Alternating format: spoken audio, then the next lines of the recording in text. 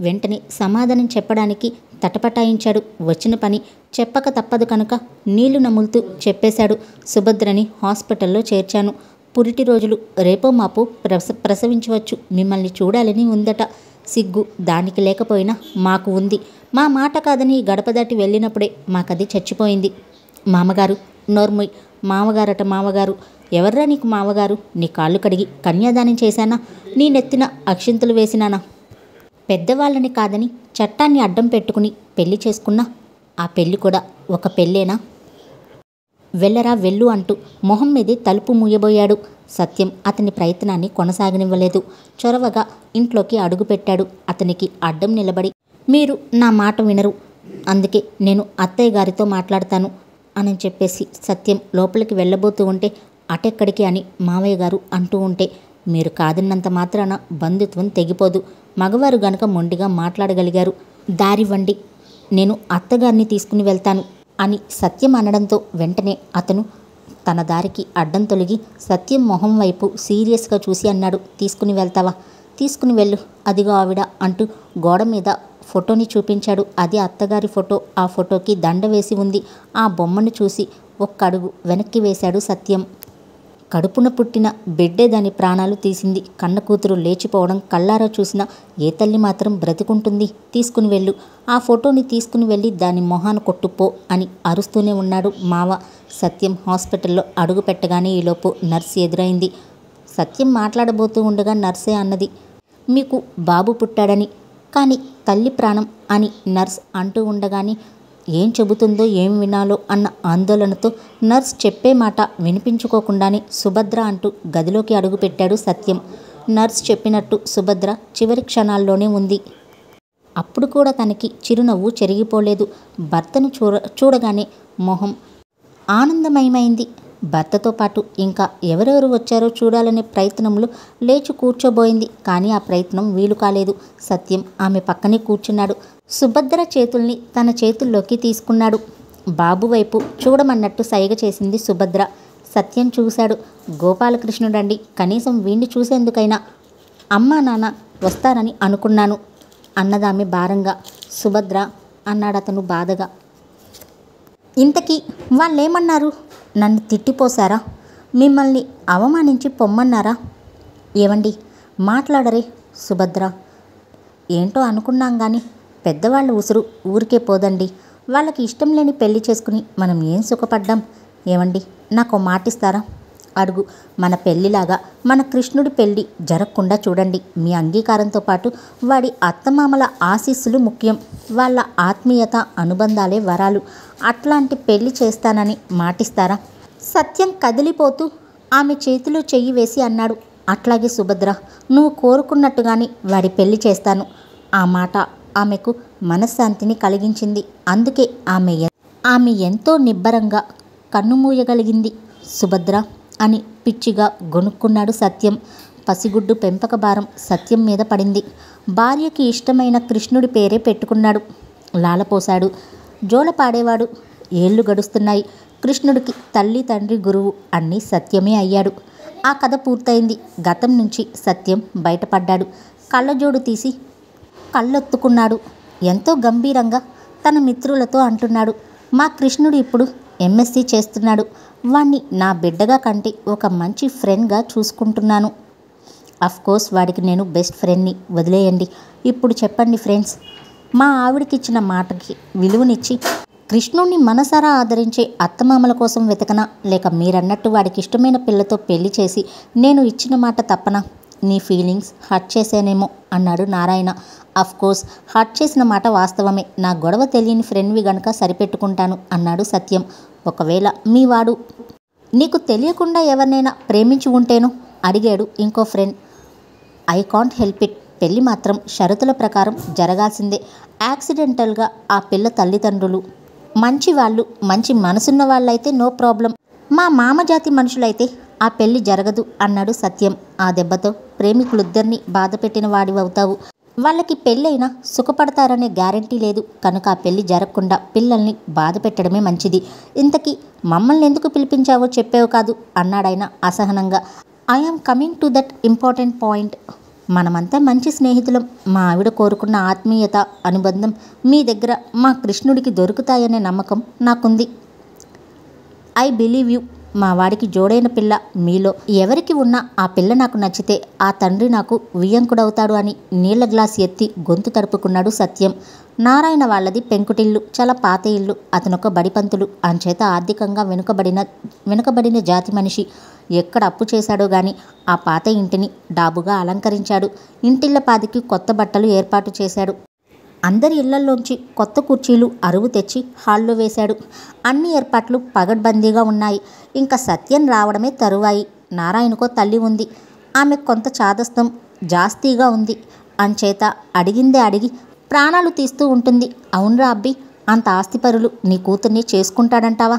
నారాయణ ఎంతో సౌమ్యంగా సమాధానం చెప్పాడు. సత్యానికి కావాల్సింది ఆస్తి ఐశ్వర్యాలు కావే, ఆత్మీయత, అనుబంధం. ఏంటో నీ పిచ్చి గాని ఆత్మీయత అనుబంధాలకిది పురాణాల కాలమట్రా. ఆ రోజుల్లో కృష్ణ పరమాత్మ, కుచేలుడు ఉన్నారంటే వాళ్ళ స్నేహానికి ఆస్తులు అంతస్తులు అంతరాయం కలిగించలేదు. అలాంటిది ఈ దిక్కుమాలిన రోజుల్లో కూడా. అమ్మా, సత్యం నా పాలిట సాక్షాత్తు కృష్ణ పరమాత్మనే. నా కూతురు నచ్చాలే గాని ఈ పెళ్లి జరగడానికి అడ్డంకులు ఏమీ ఉండవు. ఆ విషయం నాకు తెలుసు. ఏంటో నీ పిచ్చి, నీ ఆనందం అని అతని తల్లి గొనుక్కోసాగింది. ఈలోపు బయట కార్ హారన్ శబ్దం వినిపించగానే నారాయణ కలవరపడ్డాడు. తల్లి నోరు మూయించి అమ్మాయిని సిద్ధం చేయమని భార్యతో చెప్పాడు. ఆ తర్వాత అతను సత్యాన్ని ఆహ్వానించడానికి గుమ్మం బయటకు వచ్చాడు. సత్యం పెళ్లి పెద్ద వేషంతో కార్ దిగాడు. పంచె, లాల్చి, ఆ పైన ఉత్తరీయం. డ్రైవర్ పళ్ళబుట్ట పట్టుకుని లోపల పెట్టాడు.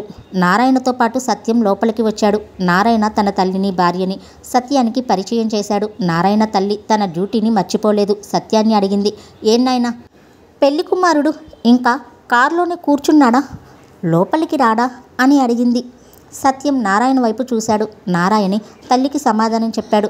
అమ్మాయి మా సత్యానికి నచ్చితే చాలు. వాళ్ళ అబ్బాయి తండ్రి మాట కాదనడు.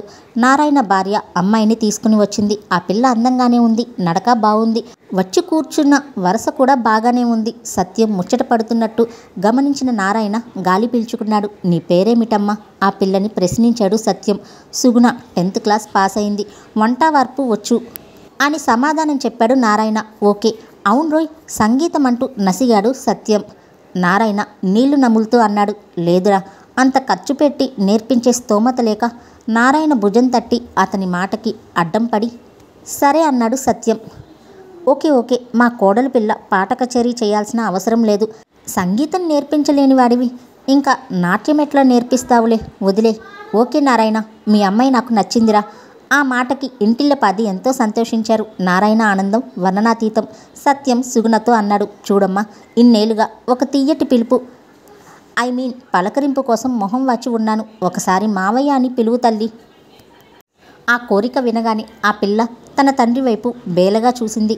నారాయణ కంగారు పడ్డాడు. అతను తల్లి వైపు చూశాడు. ఆమె తీరు కూడా అలాగే ఉంది. నారాయణ భార్య పరిస్థితి అంతే. ధైర్యం తెచ్చుకుని నారాయణ మెల్లగా గొనిగాడు. నీ ఇంటికొచ్చాక ఒకసారేంట్రా, నీకు విసుగు పుట్టేంత వరకు పిలుస్తూనే ఉంటుంది. సత్యం నారాయణ మాట వినిపించుకోలేదు. నా రిక్వెస్ట్కి అడ్డం పడితే మర్యాద దక్కదురోయ్, అంచేత నువ్వు నోరు మూసుకో. ఏమ్మా సుగుణ, మావయ్య అని పిలు. పరిస్థితి అంతవరకు ఎదిగాక ఇక పిలవక తప్పదనే నిర్ణయంతో సుగుణ మావయ్య అని పలకరించింది. అయితే ఆ గొంతు మృదువుగా లేదు. కనీసం ఒక సగటు ఆడపిల్ల గొంతైనా కాదు, పరమ మగ గొంతు. కళ్ళు మూసుకుని వింటే ఎస్వి రంగారావు ఘటోత్కచుడి వేషం సత్యానికి గుర్తుకు వస్తుంది.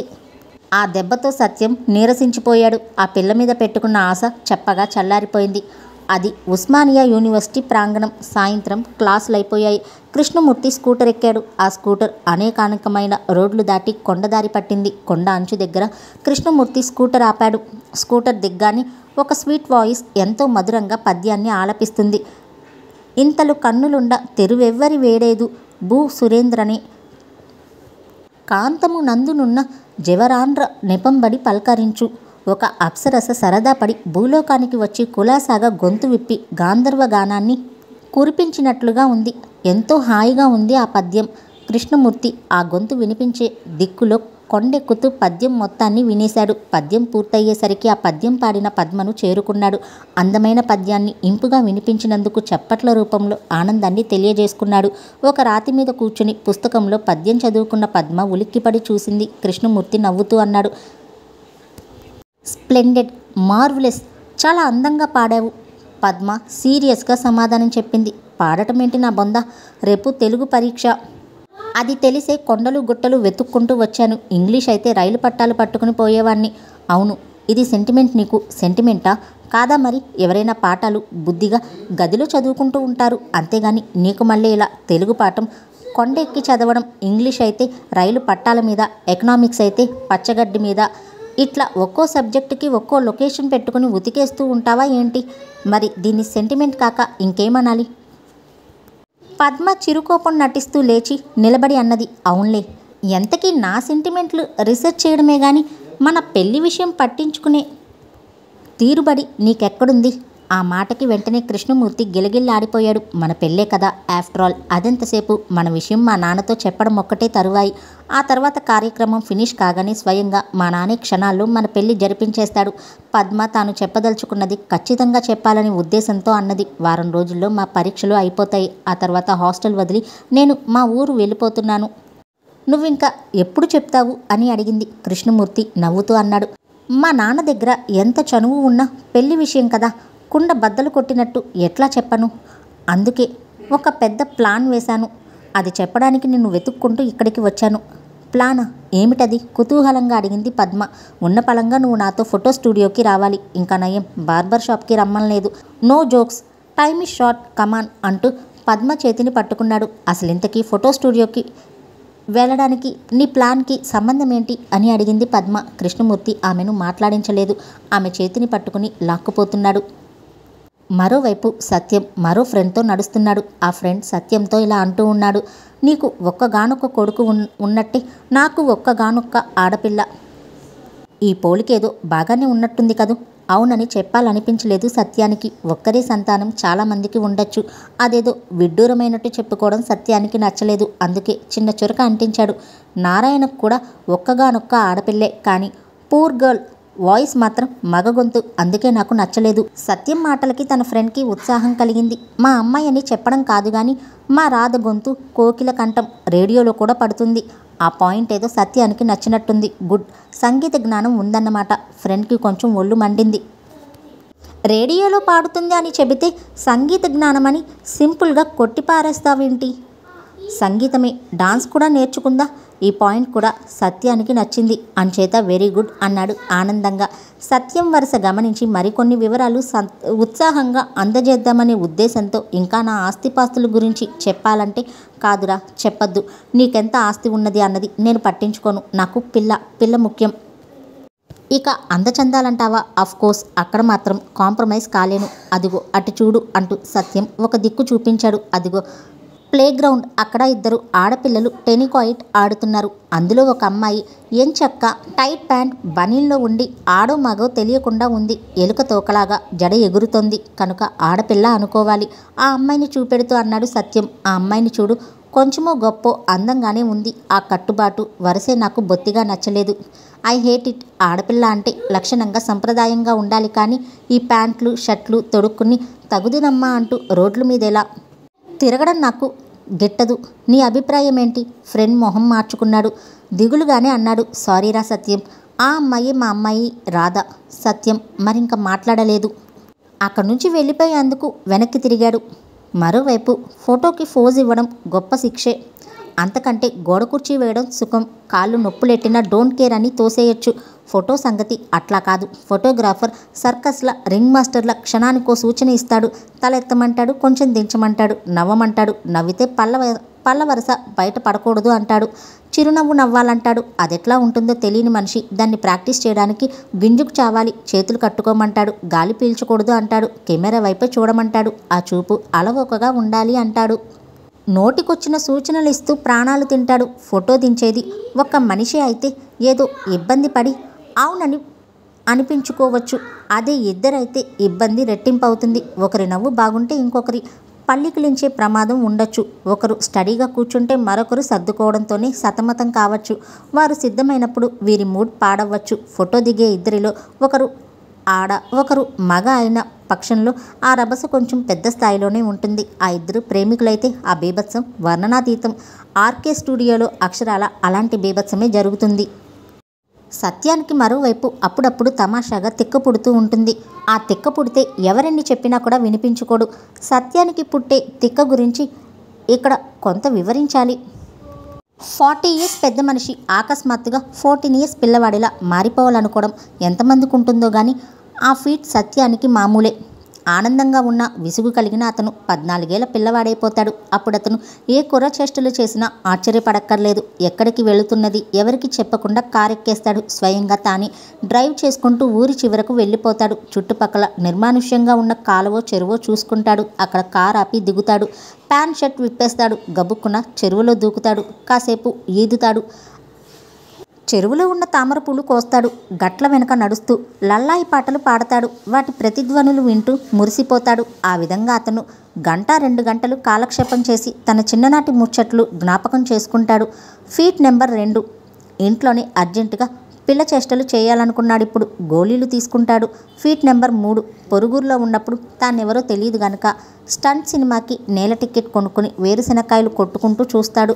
పై జాబితాలోనే ఈ రైలు ప్రయాణం కూడా చేరుతుంది. రైలు ఎక్కి కిటికీ పక్కన కూర్చోవాలి. రైలు నడుస్తుండగా వెనక్కి పరిగెత్తే స్తంభాల్ని పొలాల్ని వింతగా చూడాలి. ఇప్పుడు సత్యం చేస్తున్న పని అదే. రైలు శబ్దానికి లయబద్ధంగా కొన్ని పదాలు గొణుక్కుంటున్నాడు. కొడతా కొడతా, చెప్పించు కొడతా, తిడతా తిడతా, నోటికొచ్చింది తిడతా. ఆ విధంగా కొంతసేపు నడిచింది. అకస్మాత్తుగా ఒక పద్యం పాడితే ఎట్లా ఉంటుందో చూద్దామనుకున్నాడు. ఆ కూపేలో అతనితో పాటు మరో ముగ్గురున్నారు. ముగ్గురు గొప్ప ఖరీదుగా కనిపిస్తున్నారు. చెడ్డ సీరియస్గా ఉన్నారు. పద్యం పాడితే వాళ్ళు కోప్పడచ్చు. వాళ్ళని ఇబ్బంది పెట్టడం ఇష్టం లేక సత్యం ఆ కూపేలోంచి బయటకు వచ్చేశాడు. రైలు వేగంగా పోతూనే ఉంది. ఆ రైలు వైపే చూస్తున్నాడు. సత్యం తిన్నగా తలుపు దగ్గరికి చేరుకున్నాడు. తలుపు తీశాడు. రైలు వేగానికి గాలి రయ్యిన వీస్తోంది. మనిషిని తోసేస్తోంది గాలి. సత్యానికి ఉత్సాహం ఎక్కువైంది. గొంతు విప్పాడు. చాలా గంభీరంగా పద్యం అందుకున్నాడు. బావా ఎప్పుడు వచ్చితివి? పద్యాన్ని రాగాలతో మెలికలు తిప్పుతూ 10 నిమిషాలు లాగించాడు. అక్కడితో ఆగిపోతే బాగుండు. జెండాపై కప్పిరాజు కూడా గుర్తుకు వచ్చింది. ఆ రికార్డ్ కూడా పెట్టి 5-10 నిమిషాలు అక్కడున్న వాళ్ళందరినీ అల్లాడించేవాడే. అతని భుజం మీద ఈలోపు ఎవరో చెయ్యి వేశారు. ఉలిక్కిపడి చూశాడు సత్యం. చెయ్యి వేసిన అతను ఫుల్ సూట్లో ఉన్నాడు. దర్జాగా హుందాగా ఉన్నాడు. అతన్ని చూడగానే సత్యం చాలా సంతోషపడ్డాడు. ఓ రకంగా ఆశ్చర్యపడి అరిచాడు కూడా.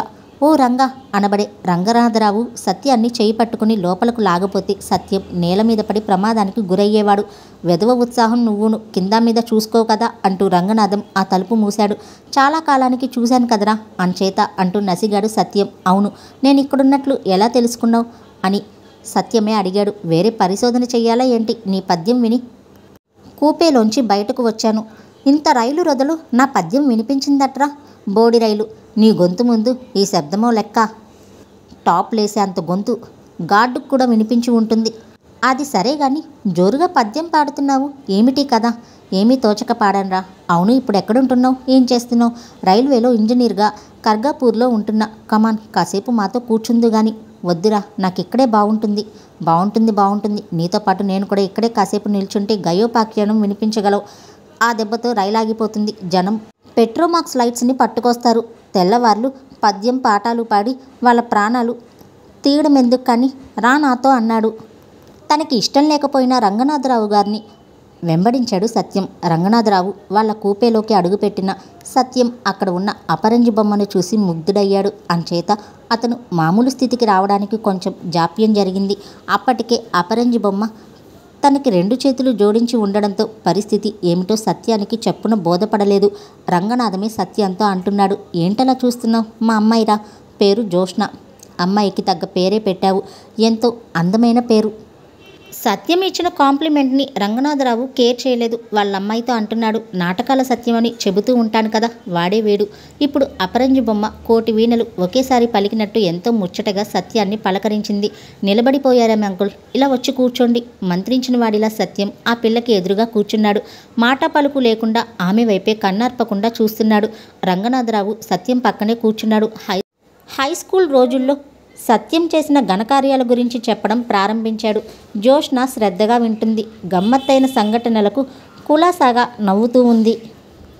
సత్యం అవేమీ పట్టించుకోవడం లేదు. సాక్షాత్తు దేవుడే దయతలిచి తనకు కావలసిన కోడలు పిల్లను చూపించేశాడని మురిసిపోతున్నాడు. అతను మెల్లగా కలలోకి జారుకున్నాడు. పచ్చ తోరణాలతో ఆ కళ్ళకి మండపం చూడముచ్చటగా ఉంది. ఆ మంటపంలో జోష్న పక్కన కృష్ణమూర్తి కూర్చుని ఉన్నాడు. పురోహితుడు మంత్రాలు చదువుతున్నాడు. మంగళ వాయిద్యాలు మనోహరంగా మోగుతున్నాయి. అత్యధిక సంఖ్యలో బంధుమిత్రులు హాజరయ్యారు. సత్యం కాలు ఒకచోట నిలబడ్డం లేదు. వచ్చిన వారిని పలకరించడంలో బిజీగా ఉన్నాడు. వచ్చిన వాళ్ళంతా వధువరుల అందచందాలను, వాళ్ళ ఈడు జోడును పొగుడుతూ ఉంటే సత్యం తెగ మురిసిపోతున్నాడు. కృష్ణమూర్తి జోష్న మెల్లో 3 ముళ్ళు వేశాడు. సత్యం కళ్ళలో ఆనంద బాష్పాలు నిలిచాయి. ఆ దంపతుల మీద అక్షింతలు వేశాడు. ఆ నూతన వధూవరులు సత్యం కాళ్ళకి నమస్కారం చేశారు. సత్యం వాళ్ళని ఆప్యాయంగా లేవనెత్తాడు. అక్కడితో కల కరిగింది. కృష్ణమూర్తికి పెళ్ళంటూ చేస్తే జోష్నతోనే జరగాలని సత్యం నిర్ణయానికి వచ్చేశాడు. ఈ మొత్తం కార్యక్రమం ముగిసే అప్పటికి అవతల రంగనాథం కూడా మాటలాపేశాడు. చివర్లో సత్యం గురించి ముక్తాయింపుగా ఏం ప్రయోగించాడో అందుకు జోష్న కళ్ళ వెంట నీళ్ళొచ్చేలా నవ్వుతోంది. సత్యం వరుస గమనించిన రంగనాథం వెంటనే అతన్ని అడిగేశాడు. ఏంట్రా తీవ్రంగా ఆలోచిస్తున్నావు? సత్యం సీరియస్ అయిపోయాడు. నీ పిల్ల నా కోడలుగా నా ఇంటికి రావాలి అనే వాక్యాన్ని గంభీరంగా ప్రారంభించాలనే ఉద్దేశంతో ప్రతి మాటని తూచి ప్రయోగిస్తూ అంటున్నాడు. ఒరే రంగా, నువ్వు నాకు వరం ఇవ్వాలి. రంగనాథం భుజాలు ఎగరేస్తూ అన్నాడు. వరమేమిట్రా పిచ్చోడా? వరాలిచ్చేందుకు నేనేమి విష్ణుమూర్తిని కాను. జోక్ చెయ్యొద్దు. నేనొకటి అడుగుతాను, దానికి నువ్వు ఎస్ అనాలి. రంగనాథం కూడా సీరియస్గానే సమాధానం చెప్పాడు. అడుగు, అభ్యంతరం చెప్పకూడదు. ఎట్టి పరిస్థితుల్లోనూ చెప్పనురా. సరేనా? ఏం అడగాలనుకుంటున్నావో అడుగు. థ్యాంక్స్. అమ్మాయి, మా అగ్రిమెంట్ నువ్వు విన్నావుగా అని జోష్నను అడిగాడు సత్యం. జోష్న తల ఊపింది. నేను అడిగింది విన్నాక కుదరదు గిదరదు అని బ్రేకులు వేస్తే నాన్నకి నువ్వే బుద్ధి చెప్పాలి. ఓకే? అలాగే అంకుల్ అన్నది జోష్న నవ్వేస్తూ. క్షణంలోనూ అరక్షణంలోనూ సత్యం అడగదలుచుకున్నది అడిగేవాడే. అంతలో ఆ కూపేలోకి ట్రిమ్గా ఉన్న ఒక యువకుడు ప్రవేశించాడు. బాత్రూంలోంచి వచ్చాడు కాబోలు. టవల్ భుజాన ఉంది. ఈ కొత్త వ్యక్తి ముందు తన మనసులోని మాట చెప్పేందుకు సత్యం తటపటాయిస్తున్నాడు. అది గమనించిన రంగనాథం సత్యంతో ఇలా మాట్లాడుతూ ఉన్నాడు. పరాయివాడు కాదులేరా, మా అల్లుడే. జోష్న భర్త పేరు కేశవ్ హలో అన్నాడు. సత్యం అంతవరకే వినగలిగాడు. ఆ తర్వాత చెవులకు నోటికి తాళం వేసుకున్నాడు. రైలు ఇంకా జోరుగా పోతూనే ఉంది.